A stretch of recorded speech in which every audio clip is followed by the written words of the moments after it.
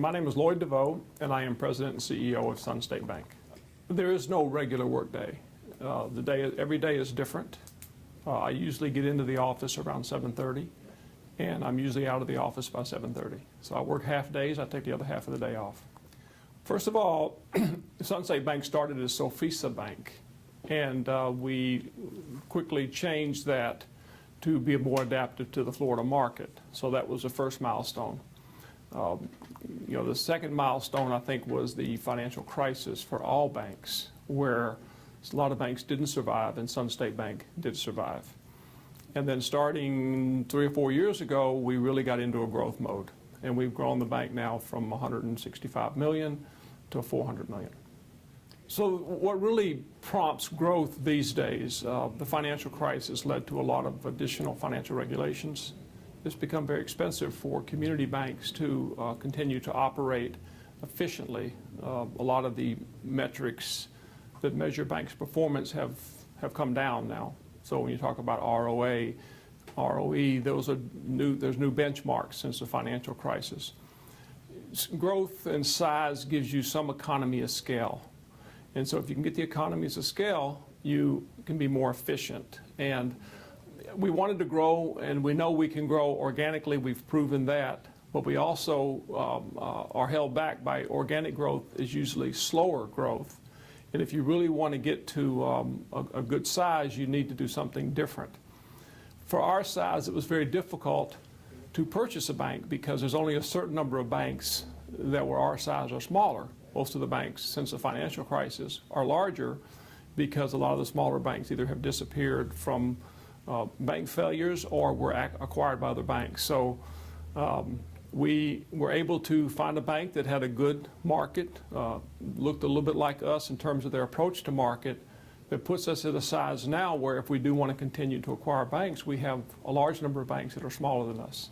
It is on our radar to continue to try to do acquisitions, to find good strategic acquisitions that allow us to grow and expand our market. We are in the middle of the conversion for the one we bought, which will happen in about 10 days.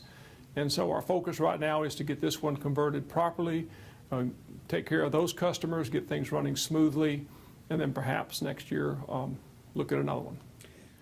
Well, if you look at some of the larger banks in South Florida, some of the national banks and even some of the large regional banks, they have many, many more locations than we do. So there's a lot of markets in South Florida alone where we could easily have another 15, 20 locations and still not saturate the market.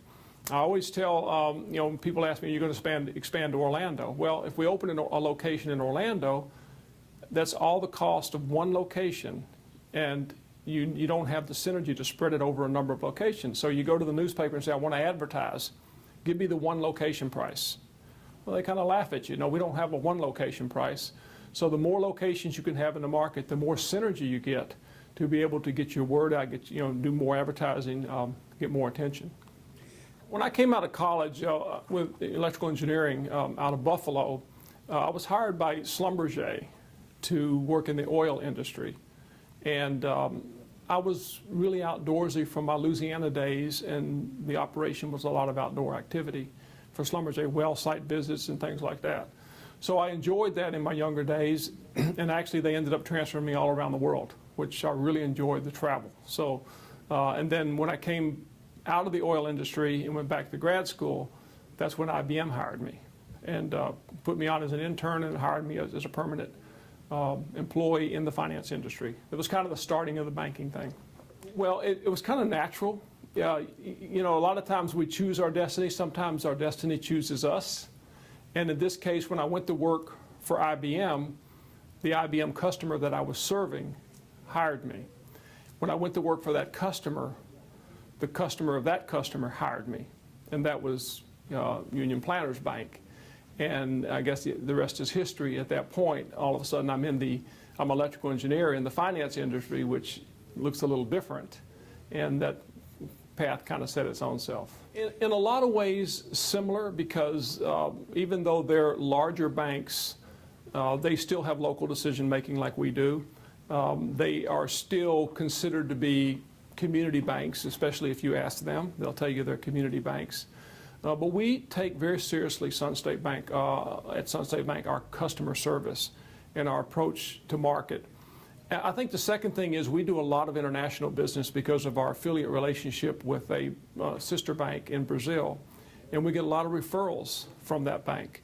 So it all comes down at the end of the day, it's a people business, and it's a business where we build relationships one customer at a time. You know, we do not have a large marketing budget. We're not able to hit the newspapers and all the radios and televisions like some of the larger banks do. So we have to do it with our feet and go out to events, get involved in the community. They know us around town, and that's how we build our business. So first of all, we are a domestic community bank. So we serve the communities where we live. That's the first thing. The second thing is we have a niche in loaning to foreigners, to non-resident aliens. They come into Florida to invest in Florida real estate. They may buy a house, a vacation house. They may buy a rental house. They may buy a commercial real estate, strip mall, triple net lease of some sort. Could be multifamily, could be office. Not multifamily, but could be multi-tenant, or it could be owner-occupied.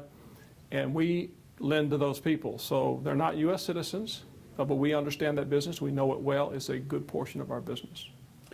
Everybody here has some involvement in activities, as I do. For example, I am on the board of the Dellenbach Foundation in Broward, where I live. Also, we are involved in about 25 different charities here. And, you know, the industry involvement, I am incoming chair of the Florida Bankers Association, which is a not-for-profit organization. Been heavily involved in the past in United Way and the American Heart Association. The YMCA, chaired the board and was on the executive committee for a long time with the YMCA. So we probably have 25 or 30 organizations locally that we support one way or another, either with our activities or with dollars.